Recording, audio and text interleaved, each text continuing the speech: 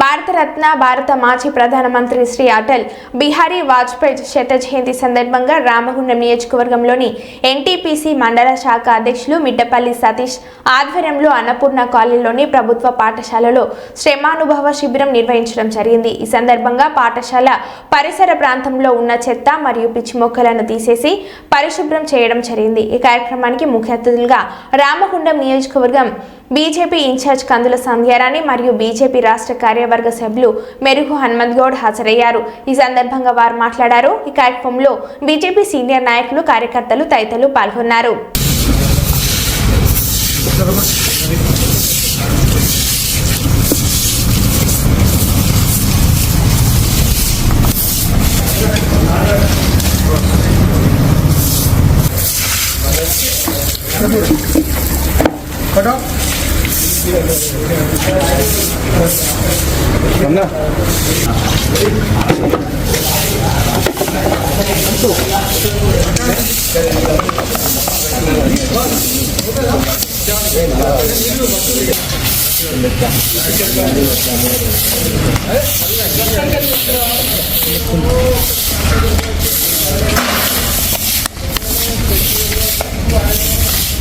ముఖ్యంగా అటల్ జీ గారు కార్యకర్తలకి, నాయకత్వానికి వారు అందించినటువంటి స్ఫూర్తి, మనం ఎప్పుడైనా దేశం కోసం, ధర్మం కోసం జీవించాలనేటువంటి ఒక సంకల్పంతో వారు బోధించినటువంటి ఆ మాటల్ని అవగాహన చేసుకొని ఈరోజు కార్యకర్తలంతా కూడా శత జయంతి ఉత్సవాల సందర్భంగా వివిధ కార్యక్రమాలని నిర్వహించుకోవడం జరుగుతూ ఉన్నది।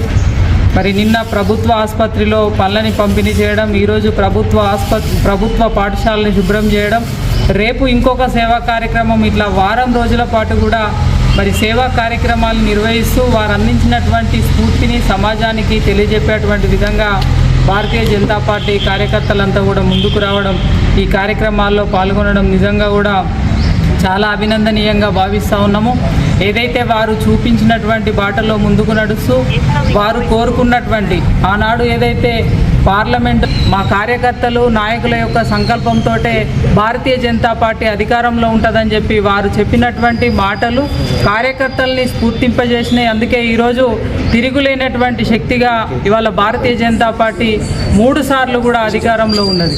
అయితే ఇవాళ అధికారంలో ఉన్న ప్రతి సందర్భంలో, ప్రతి అవకాశం, ప్రజలు ఇచ్చినటువంటి అవకాశాన్ని నిలబెట్టుకుంటూ మారుమూల ప్రాంతాలకు కూడా ఇవాళ కేంద్ర ప్రభుత్వం అందిస్తున్నటువంటి పథకాలని ఇవాళ ప్రజలకు అందుతూ ఉన్నాయి।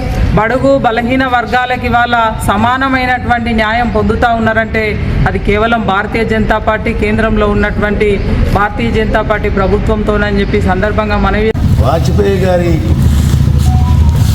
శత జయంతి ఉత్సవాలను జరుపుకుంటున్నటువంటి భారతీయ జనతా పార్టీ ఈ దేశము అన్ని దేశాల లెక్క కాదు, ఇదొక దేశము, ఇదొక యజ్ఞభూమి। ఇక్కడ కంకర్ కంకర్ మే శంకర్ హై। ఇక్కడ ఉన్నటువంటి భారతీయ జనతా పార్టీ కార్యకర్తలు మరే జియే తో దేశ్ కే లియే, మరే తో భీ దేశ్ కే లియే, మర్నే కే బాద్ అస్థికలు